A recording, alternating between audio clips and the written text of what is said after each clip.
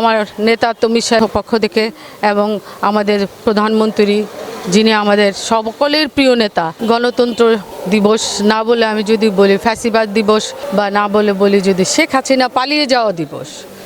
শেখ হাসিনা 17 বছর আমরা যে বিএনপি, বিশেষ করে বাংলাদেশ জাতীয়তাবাদী দল যে নির্যাতন, নিপীড়ন এবং জেল জুলুমের অত্যাচারিত হয়েছে, আজকের এই দিনে আমাদের সন্তানরা, আমার আগে আমাদের উপজেলা ধামরাই উপজেলা মহিলা বিষয় সম্পাদিকা কাউকা বাপাও বলেছে ওনার ছেলের কথা।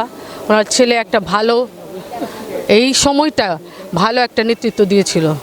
আমার মেয়ে, কাউকা বাপা, আমরা একই সাথে এই দিনগুলা রাস্তায় রাস্তায় ঘুরেছি, আরিচা রোডে থেকেছি।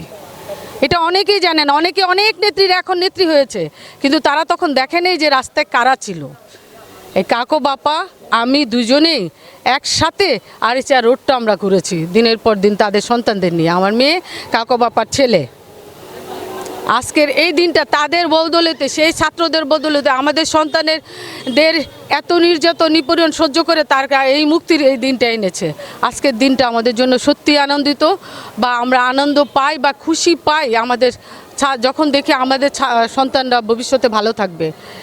এছাড়া আমি পৌর বিএনপি মহিলা দলের পক্ষ থেকে সবাইকে অভিনন্দন এবং ধন্যবাদ, এবং জাতীয়তাবাদী বিএনপির পক্ষ থেকে আমার নেতা তমির সাহেবের পক্ষ থেকে এবং আমাদের প্রধানমন্ত্রী যিনি আমাদের সকলের প্রিয় নেতা তারেক রহমানের পক্ষ থেকে সবাইকে ধন্যবাদ জানাই।